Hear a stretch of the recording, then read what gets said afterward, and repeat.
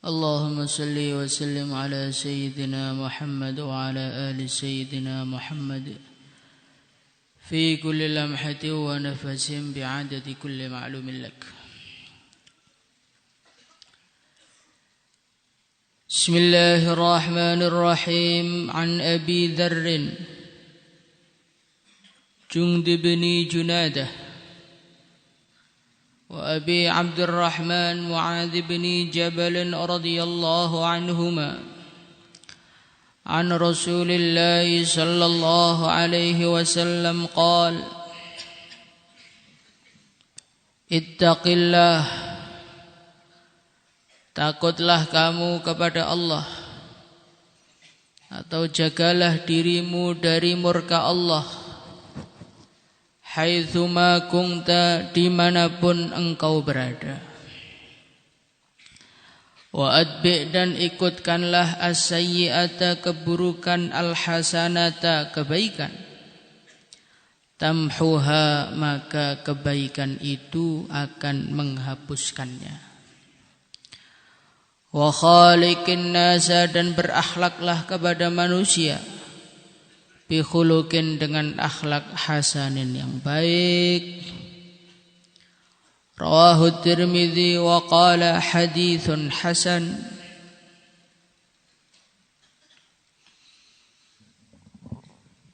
Diriwayatkan dari Sayyidina Abu Dzar radhiyallahu anhu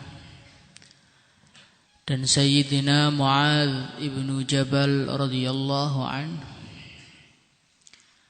Beliau berdua meriwayatkan dari Rasulullah sallallahu alaihi wasallam. Meriwayatkan apa? Meriwayatkan suatu nasihat yang sangat-sangat penting untuk kita jadikan pegangan dalam hidup kita. Apa itu nasihatnya? Nasihatnya Rasulullah sallallahu alaihi wasallam, beliau bersabda, ittaqillah haitsuma kunta. Ittaqillah, jagalah dirimu dari murka Allah subhanahu wa ta'ala. Haitsuma kunta, dimanapun kamu berada. Ini adalah kunci kesuksesan seorang manusia hidup di dunia ini. Yang pertama kali adalah bagaimana dia selalu menjaga diri dari murka Allah dimanapun dia berada. Pada hari ini banyak manusia-manusia yang dia berusaha menjaga dirinya dari murka Allah subhanahu wa ta'ala. Tapi itu dia lakukan saat banyak manusia. Kalau ada temannya, ada bapaknya, ada ibunya, ada ustadznya, Masya Allah, kita bisa mendadak menjadi wali.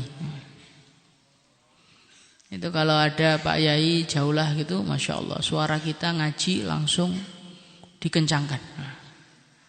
Matanya sudah langsung seger, seakan-akan gak ingin berhenti ngaji selama-lamanya di depan manusia.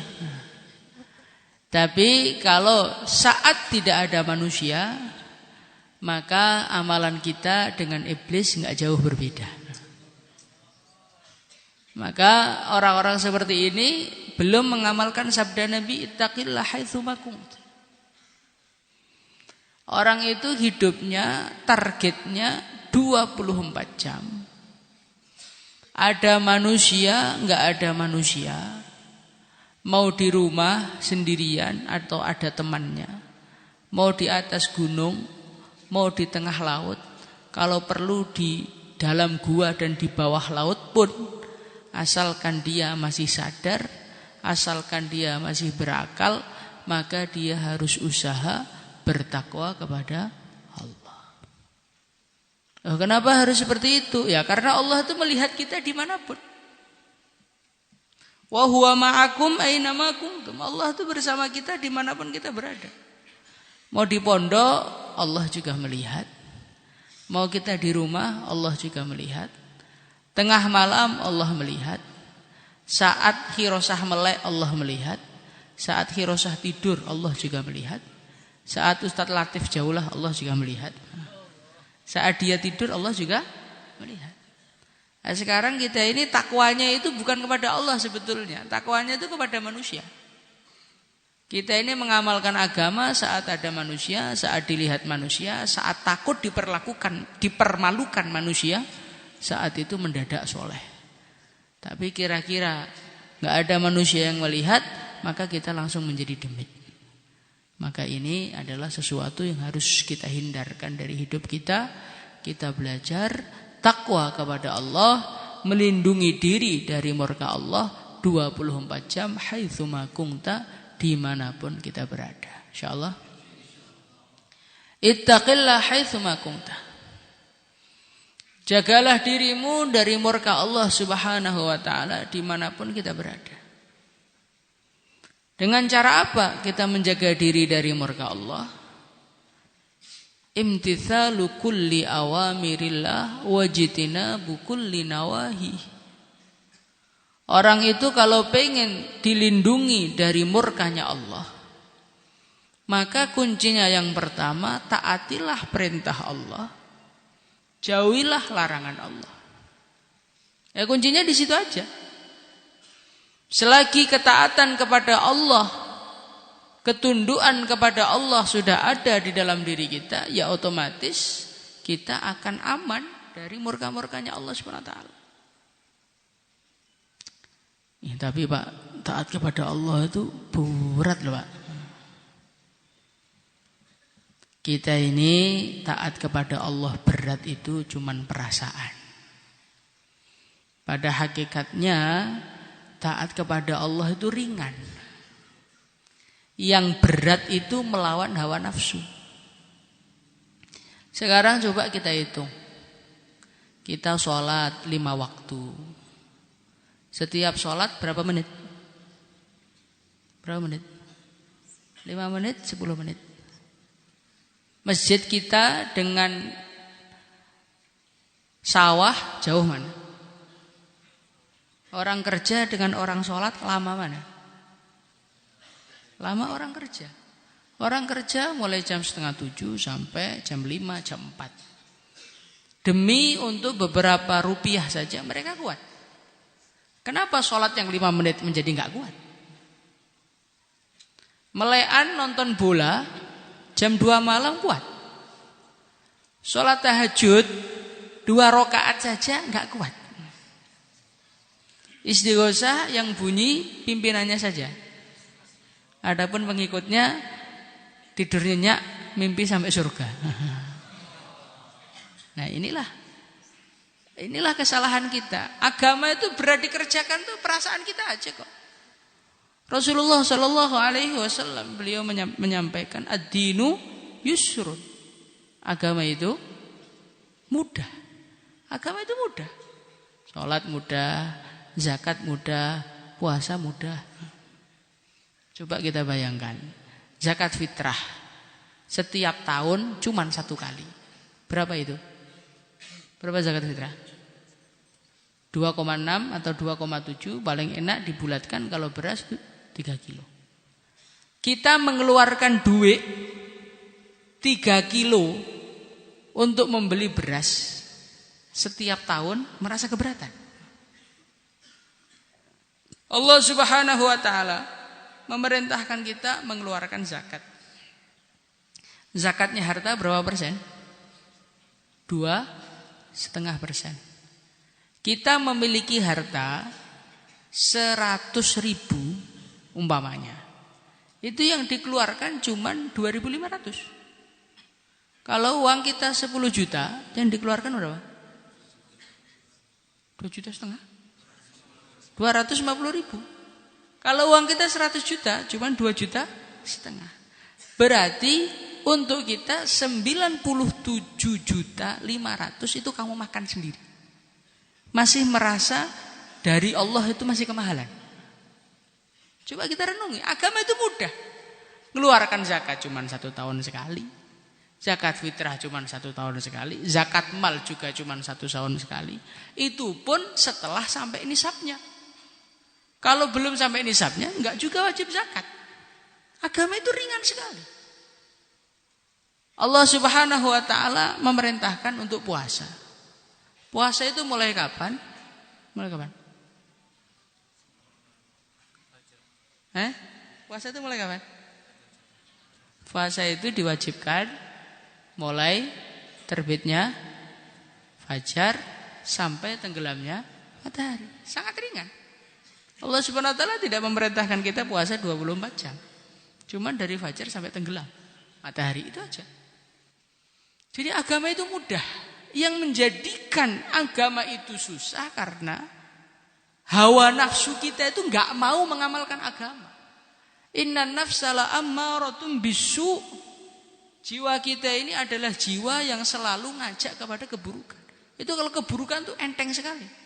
Keluarkan duit 100.000 untuk beli pulsa tiap bulan itu kuat aja. Untuk bayar wifi 300.000 ringan saja. Nah, tapi kalau untuk belikan lauk untuk temannya itu 5.000 terasa berat. Kota amal masjid itu kalau kita teliti isinya rata-rata berapa? 2.000. Nah, kamu ngaku kan? Yang isinya cuma segitu. Tapi kalau kita urusan dunia 100.000, 200.000, 300.000, 1 juta, 2 juta, beli HP mahal-mahal, habis itu ketangkap, habis itu beli lagi. Kalian tidak merasa keberatan sama sekali. Maka ad-dinu yusrun itu rasakan di dalam hati. Agama itu mudah, takwa kepada Allah itu mudah. Ditambah lagi ya, agama itu toh umpama terasa berat itu awal-awalnya saja. Nanti ketika orang itu mengamalkan agama,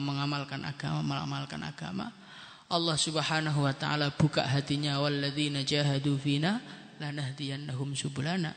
Ketika dia sudah sampai di titik itu, Masya Allah, sudah mendapatkan hidayah dari Allah, dipilih oleh Allah, dibuka hatinya oleh Allah, maka saat itu kenikmatannya itu dalam mengamalkan agama. Kenikmatannya dalam sholat, kenikmatannya dalam ngaji, kenikmatannya dalam wirid, kenikmatannya di dalam doa, kenikmatannya di dalam munajat kepada Allah Subhanahu wa taala. Itu akan kita dapatkan kalau kita terus mengamalkan agama.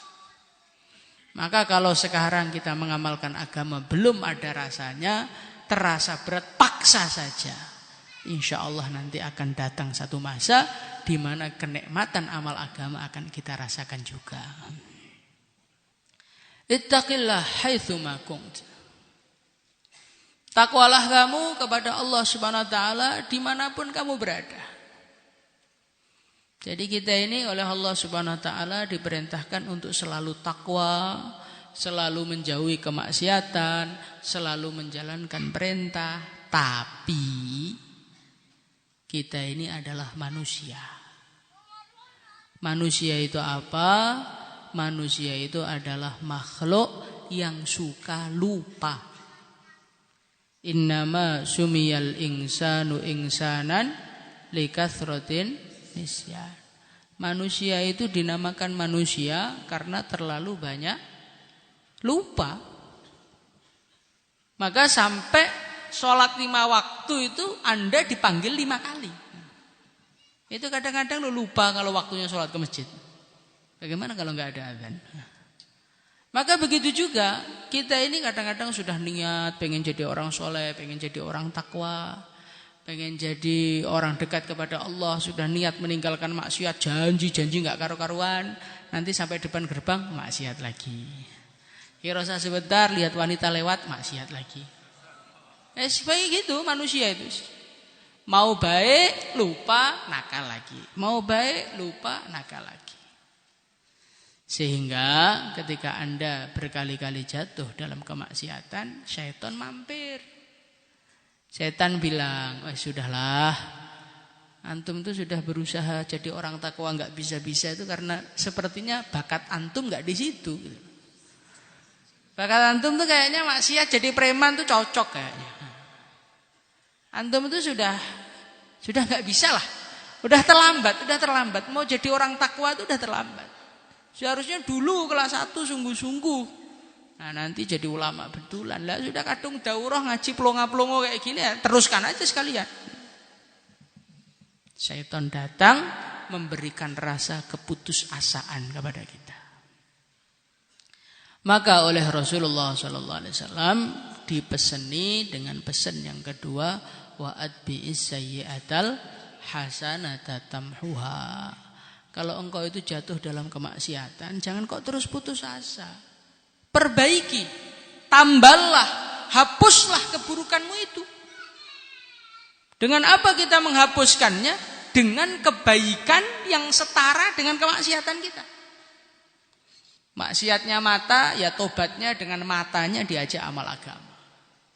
Nonton TV, nonton YouTube, nonton wanita yang bukan mahram 1 jam, 2 jam, tobat, nangis pada Allah, baca Quran 2 jam.